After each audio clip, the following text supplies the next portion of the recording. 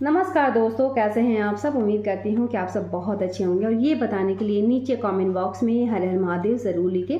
आज के वीडियो में हम बात करते हैं सावन के सोमवारी से संबंधित कुछ ऐसी बातें जो कि आपको जानना बहुत ज़्यादा ज़रूरी है।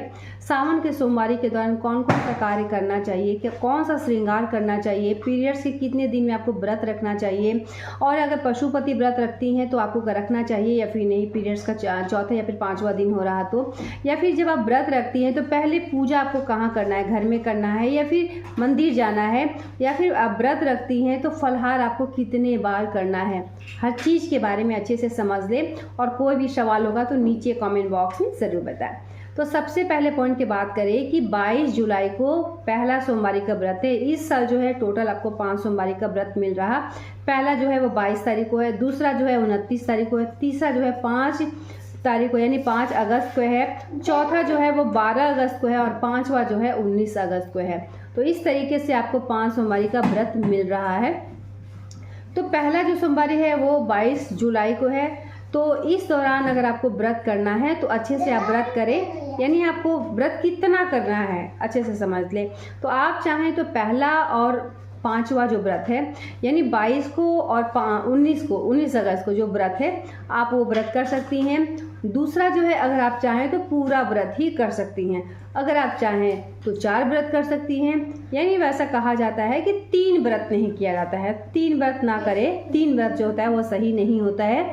इसके अलावा आप 2 भी कर सकती हैं, 4 भी कर सकती हैं और 5 भी कर सकती हैं। ठीक है, पहले पूजा आपको कहाँ करना है तो देखिए, सबसे पहले तो ये समझ ले कि जब आप पूजा मंदिर में जो आपका साफ सफाई कर ले, सूर्य भगवान को अर्घ घर में ही दे दें, और जो है पहला पूजा जो है अगर संभव है तो घर में कर ले, और अगर ज़रूरी नहीं ऐसा आपको लगता है कि मंदिर काफ़ी भीड़ हो जाएगा तो आप मंदिर में भी कर सकती हैं। पूजा आप पहला आप चाहे घर में करें या फिर मंदिर में करें, लेकिन यही कि पूजा का सफाई वगैरह आपको करके ही जाना है।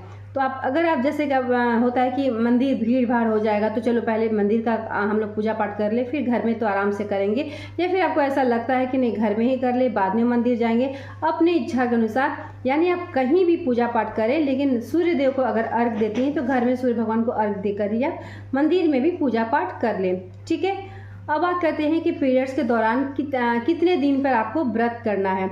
तो देखिए, अगर आपका यानी 5 महीने जो सोमवारी का व्रत है, किसी न किसी में तो आपको अशुद्ध होना ही है, तो एक व्रत आपका छूट जाएगा। ठीक है, तो एक व्रत अगर छूट जाएगा तो 4 व्रत आप कर सकती हैं। और अगर ऐसा नहीं है कि व्रत आपको करना ही है, तो पीरियड्स का दूसरा तीसरा दिन है तो आप चाहें तो व्रत कर सकती हैं, पूजा पाठ आपको नहीं करना है। और अगर ऐसा लगता है कि नहीं व्रत नहीं करेंगे और खा लेंगे खाना पीना या फिर नमकीन चीज़, तो बहुत सारे लोग ऐसा नहीं चाहते हैं, तो इससे अच्छा है कि फलाहार में ही रह जाएं। तो लेकिन आपको पूजा पाठ तो नहीं करना है, आप चाहें तो फलहार वगैरह कर सकती हैं, लेकिन भले आपको पूजा का फल मिले ना मिले, लेकिन कहीं ना कहीं मन से ऐसा लगता है कि चलो मिले ना मिले लेकिन उस दिन नमक नहीं खाना है, तो आप देख ले। वैसे एक व्रत तो हर किसी का छूटेगा ही छूटेगा, तो 4 व्रत मिल रहा कोई दिक्कत नहीं, 3 व्रत जो है वो नहीं करना चाहिए। ठीक है, अब बात करते हैं जब आप व्रत करती हैं तो फलहार आपको कितने बार करना है। देखिए, नियम तो है कि एक बार ही फलाहार किया जाता है, ऐसा नियम है, लेकिन चूंकि हो नहीं पाता है, बच्चे छोटे हैं या फिर परिवार है, काम बहुत ज़्यादा हो जाता है, प्यास लग जाता है, तो सुबह सुबह जो है वो आप आके चाय पानी पी सकते हैं। एक बार दोपहर में जो भी आपको साबूदाना है या फिर कुछ भी आप फलाहार कर सकती हैं, और रात में दीपक दिखाने के बाद एक बार आप फलाहार वगैरह कर लें। ठीक है, अब बात करते हैं कि श्रृंगार में कौन कौन सा श्रृंगार करके जाना ज़रूरी है। और अगर चूड़ी नहीं खरीदे हैं या फिर साड़ी नहीं खरीदे हैं तो क्या पुराना भी पहन सकती हैं। तो बिल्कुल आप पुराना भी पहन सकती हैं। पिछले साल का जो आपका ग्रीन साड़ी है, जैसे कि ये सब साड़ी मेरा पिछले साल का है, तो पिछले साल का ग्रीन साड़ी जो है वो भी आप पहन सकती हैं। पिछले साल का जो चूड़ी है वो भी आप पहन सकती हैं। ऐसा कोई नियम नहीं कि ज़रूरी ही है कि नया ही पहनना है। देखिए, अपने सामर्थ्य के अनुसार आप देख ले, लेकिन अगर चाहें तो 2-4 चूड़ी आप खरीद कर भी, यानी जो दर्जन के भाव से मिलता है उसमें 6 चूड़ी भी अगर मिलता है खरीद सकती हैं। आप चाहें तो 12 चूड़ी भी खरीद सकती हैं, 4 चूड़ी भी खरीद सकती हैं। कहीं कहीं वो लोग लेके बैठते हैं। तो आप चाहें तो 2-4 चूड़ी खरीद कर माता पार्वती को अर्पित करके आप पहन सकती हैं। इस लायक अगर भगवान आपको बनाए हैं और खरीद सकती है, तो सावन में सोमवार का व्रत के दौरान आप हरा चूड़ी ज़रूर खरीद लें। और अगर नहीं, ऐसा कोई नहीं है, तो आप पुराना चूड़ी पहनकर भी पूजा पाठ कर लें। लेकिन जब भी आप चूड़ी पहनती है तो साथ में एक आपको लाल या फिर पीला चूड़ी ज़रूर से ज़रूर पहनना चाहिए, क्योंकि हरा चूड़ी जो होता है भोलेनाथ के लिए और लाल या पीला चूड़ी जो होता है माता पार्वती के लिए। तो दोनों भगवान जो है आप पर खुश रहेंगे। ठीक है, इतना हो गया। तो व्रत जो है आपको 22 जुलाई को ही करना है। और व्रत के दौरान कौन सा कार्य करना चाहिए, कौन सा कार्य नहीं करना चाहिए, हर चीज़ के बारे में मैं बताते रहती हूँ। और साथ ही एक कार्य और करना है कि अगर आप जब मंदिर से पूजा कर लेती हैं और घर में पूजा पाठ हो जाता है, तो उसके बाद अपने हस्बैंड को प्रणाम भी ज़रूर करें, क्योंकि कहीं ना कहीं अगर जिसके लिए हम व्रत रखते हैं और उनका ही आशीर्वाद हम मिल जाए हमें, तो ये अति उत्तम और कहीं ना कहीं से सौभाग्य की वृद्धि भी होती है। तो पति को प्रणाम आपको ज़रूर से ज़रूर करना चाहिए। आपके घर में सास बड़ी है, सास है या फिर कोई और बड़ा है, तो उनसे भी आशीर्वाद आप ज़रूर से ज़रूर लें।